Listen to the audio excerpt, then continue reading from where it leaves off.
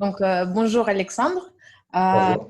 je voulais te demander par rapport à ta vidéo, déjà, le format très répandu pour des chaînes YouTube, c'est une discussion amicale avec la caméra, en vulgarisation scientifique et même en général. Et dans ta vidéo, tu enrichis ou tu détournes ce format en prenant le personnage de fiction. Donc, je voulais savoir déjà comment ça s'est passé pour toi, l'écriture de cette vidéo, et quelle est la biographie de ce personnage? Est-ce qu'il a un nom? Et est-ce que c'est un peu toi il y a quelques centaines d'années?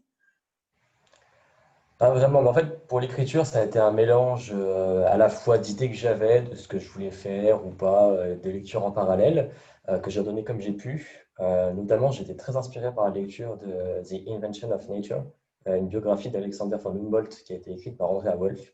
J'ai trouvé ça vraiment passionnant, donc j'ai pris plein d'éléments là-dedans. M'inspirer sur pas mal de choses, bah, par exemple sur l'équipement que je présente, quand je parle des baromètres, thermomètres et tout en verre, il y en a plusieurs parce que ça se casse et tout, c'est lui qui en parle, enfin c'est elle qui en parle dans ce livre. Pareil, tout ce qui est cyanomètre, c'est un équipement qu'il avait lui. Dans la rigueur des analyses et les relevés que j'ai essayé de faire transparaître, pareil, c'est quelque chose qui ressort beaucoup de cet homme-là. Il est allemand et il est parti avec un collègue français, Aimé Bonpland, en Amérique latine. Donc voilà, c'est vraiment beaucoup d'éléments de sa vie à lui qui m'ont inspiré. Mon personnage, je ne vais pas vraiment donner de nom parce que j'ai trouvé que ce n'était pas spécialement nécessaire. Pour moi, il était vraiment là que pour présenter un contexte et des noms plus connus. Donc je me suis attaché un peu plus à lui créer une biographie pour essayer d'ancrer ça dans un contexte. Donc j'ai pioché un peu des éléments à droite à gauche, dans des pages Wikipédia principalement, pour des trucs assez basiques comme l'origine sociale par exemple, ou le cursus un peu classique de ce genre de naturaliste. Je m'étais fait une petite chronologie avec des dates de naissance, de mort, de publication, de voyage, qui sont là vraiment sous les yeux, des repères temporels pour essayer de ne pas faire trop d'anachronismes. Donc, je me suis basé là-dessus pour faire la biographie et un petit peu le contexte temporel de la vidéo. Et bah, du coup, pour répondre à la dernière partie de la question, bah, quand on écrit, forcément, on met un peu de soi dans un texte ou un personnage, mais je ne l'ai pas spécialement pensé, en tout cas, pour être moi. Mhm. Ok. Voilà. Et pourquoi tu as choisi ce format? En tout cas, quels sont pour toi les points forts de la forme de fiction par rapport au contenu que tu voulais transmettre qui est là? Qu'est-ce qu'amène la fiction pour toi? Ah, en fait, j'avais très envie, j'avais fait un essai déjà, plus ou moins fiction, avant, durant le courant de l'été 2019. Et je m'étais dit, tiens, c'est marrant, j'aimerais bien essayer de creuser un peu plus. Je ne savais pas encore sur quoi exactement, mais je savais que je voulais travailler sur de la fiction, principalement bah, pour m'amuser, pour tester, explorer ça, parce que j'avais vu assez peu de mélange de fiction et de vulgarisation. Ça existe, hein, et il y en a qui le font très très bien. Là, comme me vient en tête par exemple la série des Proxima du Sense of Wonder, que j'ai trouvé vraiment super bien. Et voilà, j'essaie de réfléchir un peu à comment mêler fiction, vulgarisation avec peu de moyens. Est-ce que je fais du facecam avec juste un contexte derrière ou pas? J'essaie de réfléchir à ça, j'avais envie d'essayer un petit peu.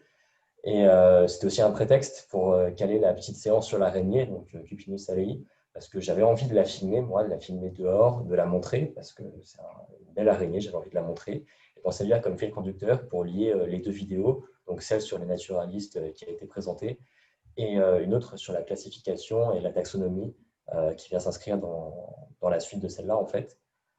Ça m'a permis, après, d'un point de vue plus pratique, de faire quelque chose qui était, à mon sens, plus dynamique et plus ludique que simplement un facecam ou un montage classique comme j'avais testé jusque-là. J'avais l'impression que ça captait peut-être un petit peu plus l'attention des spectateurs, parce que c'est des sujets historiques, donc peut-être un petit peu rébarbatifs, entre guillemets, dans l'idée, dans le préjugé qu'on peut en avoir. Donc voilà, je pensais que faire une mini-histoire un peu comme ça, c'était plus vivant et qu'il y aurait plus d'implication des spectateurs. Mhm. Certainement, c'était pour moi en tout cas très, très chouette à voir.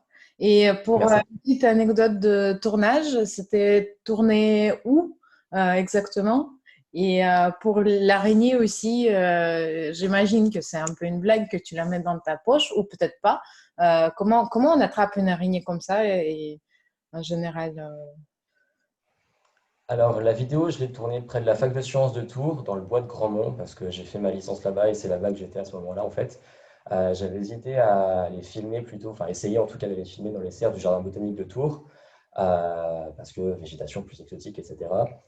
Mais finalement, je préférais faire le choix d'aller à Grandmont, parce que, quitte à ce que la végétation ne soit pas représentative de l'environnement que je voulais montrer, donc du Guatemala, parce qu'il y avait plus d'espace vraiment pour filmer, j'étais plus à l'aise, c'est quelque chose que j'avais jamais essayé encore, donc je voulais être vraiment à l'aise. Et je me suis dit que ça serait aussi moins artificiel qu'une serre. Voilà. Donc, pour ce qui est de la collecte d'araignées aussi, alors je l'avais pensé dans la vidéo comme vraiment un prélèvement en pot ou bocal, pot ou bocal qui serait lui rangé dans la poche pour ensuite conserver l'araignée en alcool, parce que ça se fait beaucoup en fait quand on veut la regarder ou la décrire, l'étudier. Ça se faisait pas mal à l'époque et ça se fait encore maintenant. Donc voilà, pour attraper une araignée, ça dépend vraiment du but qu'on a derrière la capture, derrière la manipulation. C'est-à-dire que si, en fait, une capture d'araignée, c'est une source de stress pour elle. Et donc, si c'est pas nécessaire, il faut l'éviter au maximum. Parce qu'un stress, forcément, si on cherche à observer un comportement, par exemple, s'il y a un stress, ça va biaiser les observations.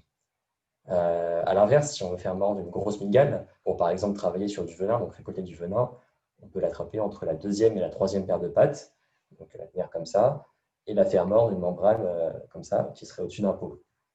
Donc voilà, si on veut sensibiliser les gens par la manipulation, au contraire, on ne va pas trop attraper l'araignée, ça risque, elle va se sentir stressée, un peu oppressée, ça va être bien pour personne en fait.